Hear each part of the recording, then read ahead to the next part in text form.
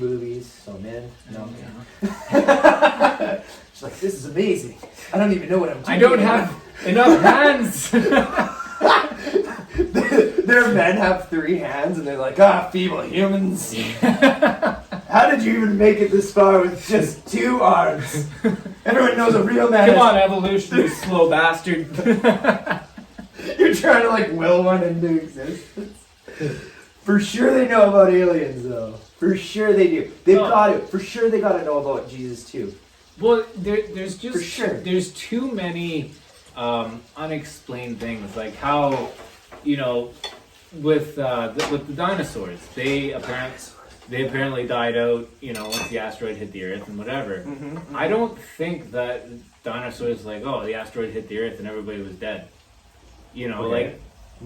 You know, obviously in the impact area, the people are dead, but the dinosaurs on the other side of the planet, like, it wouldn't affect them right away. No. It would be, you know, that's why you see birds. There was a slow, that was the thing. Yeah, yeah. They do say that, there was a slow descent into, like, as they slowly died out, because everything kind of changed, and they couldn't basically support their way of living anymore. Yeah, that's where mammals came in, and we're like, oh, we can hide underground, we can scavenge, and we can do all these things that dinosaurs can't do. So all of a sudden now you have these little pink hairless creatures running around, and he walks up to a dinosaur. Can you do this? Hey, bitch.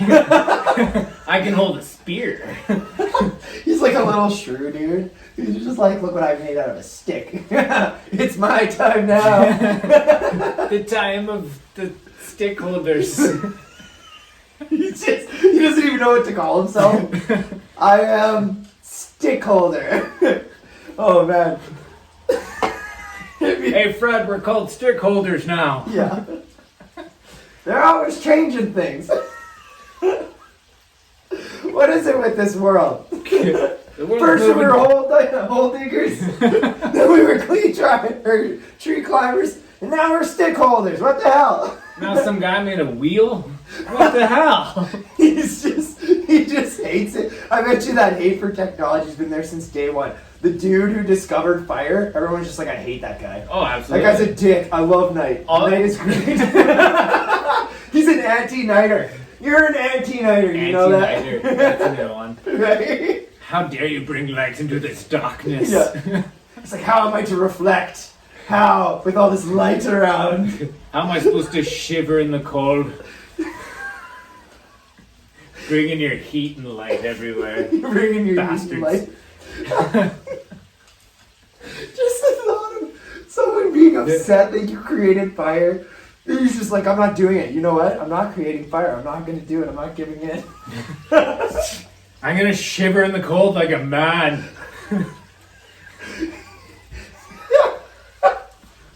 Oh, man. Like, I guarantee you someone fought about that back in the day. They must have, because we fight about things that don't even matter. And that's humans as a whole fight against anything new. Oh, yeah, we hate it. We hate change. I can admit, I don't like it when things change either. And it takes a conscious effort to actually think, like, hey, this isn't how it is anymore. Oh yeah, like that was a massive thing with this whole, like the whole COVID thing, right? Yeah, that was a big thing. When it first started, trying to figure out like how to be okay about everything, I think was like the hardest thing. Because you're being told like, hey, you gotta do this, you gotta do that. But it's like without warning, without, there was no real, like, you didn't make that choice. Right? We didn't sit there there was already and say, hey, like... There was already a distrust in the government. Like, totally. Like, I don't trust the government. Yeah. And then all of a sudden they come down and say, like, this virus is going to, kill everybody that you love, and you're going to contract it, and blah, blah, blah, and this and that. And there was kind of I guess, gears running where it's like, is this plausible? Is this actually a thing? Oh, for sure some people thought this was the end of the world.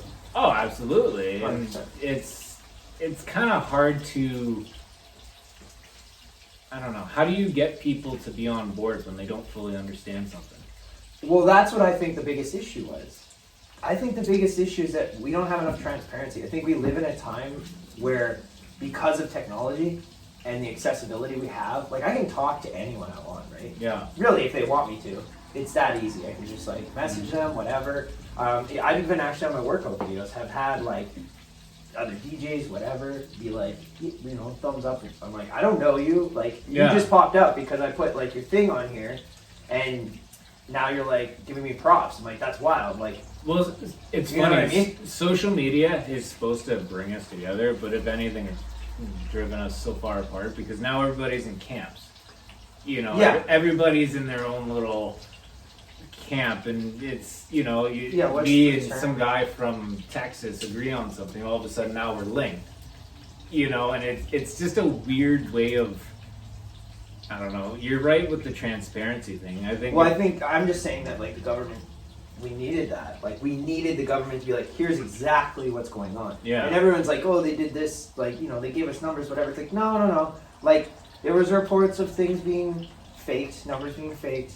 You know, there was reports of not knowing whether or not a thing was actually an outbreak or whether it was just an entirely separate isolated incident. Yeah, isolated incident. We weren't getting like real information. We were just like, oh, this is happening and people are dying. Or the recovery numbers. We never got that. A good example which is, I thought was very weird, right? A good example is, I know somebody that knows a nurse, and basically hospitals get an increase in funding if they're dealing with COVID. So obviously, you know, if somebody dies of a heart attack or, you know, any sort of unfortunate event, that's a COVID death.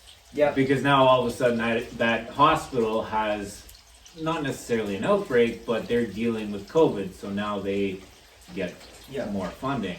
No, that happened. My buddy, their grandma died or whatever. Was it grandma or grandpa or something?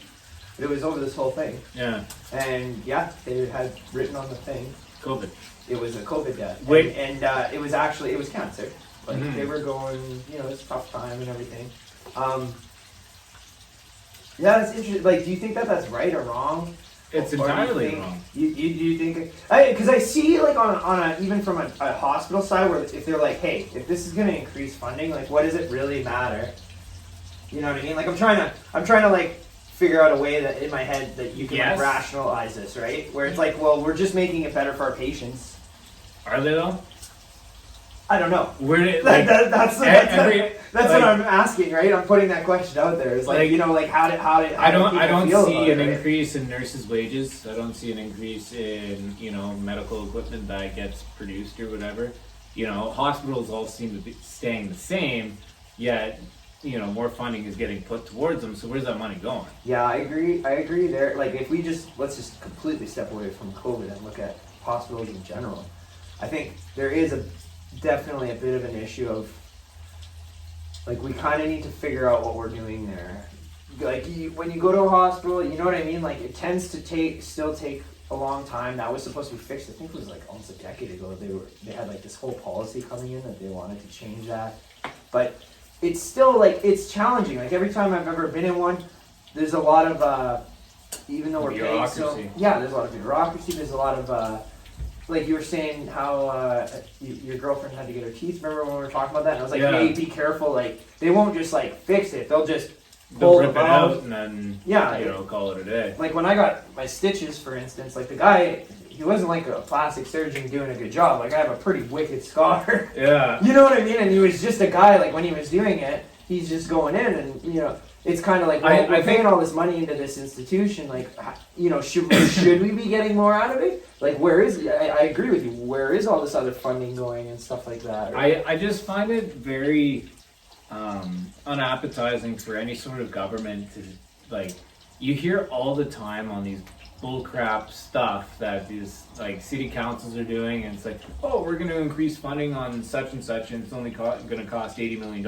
It's like, why were you sitting on $80 million?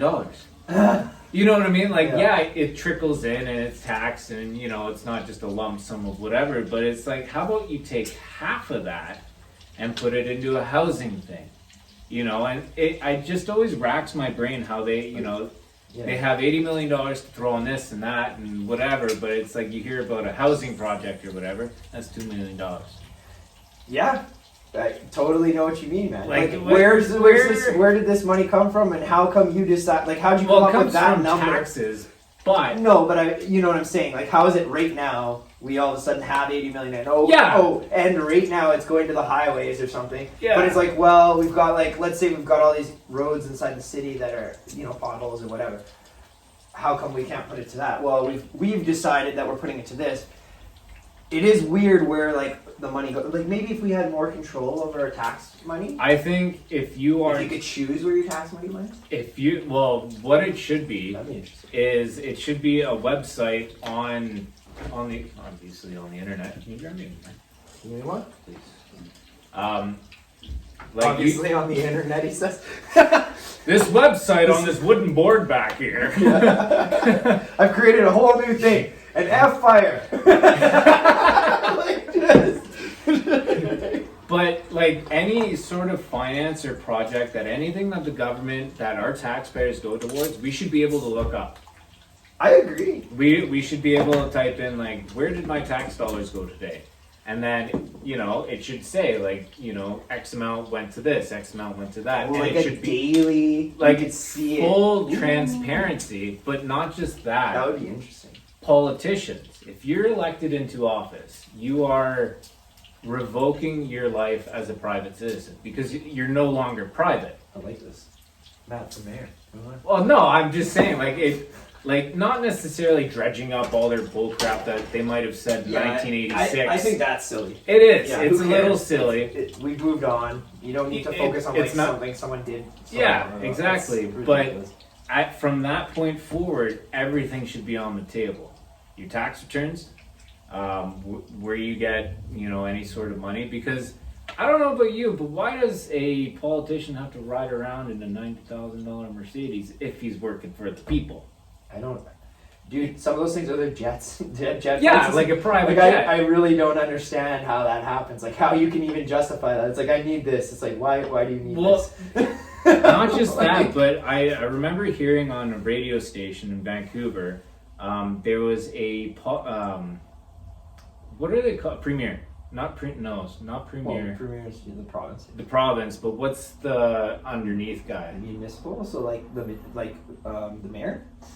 Not the mayor. Mayor's the city. Yeah. Right. And it was a party member, I guess. Yeah, I mean, there's members. Yeah, okay. And there's members on the Senate. And, anyways, but she got $75 a day for food. If we do out of town work for LOA, we get a food allowance of X amount of dollars. She got $75 a day.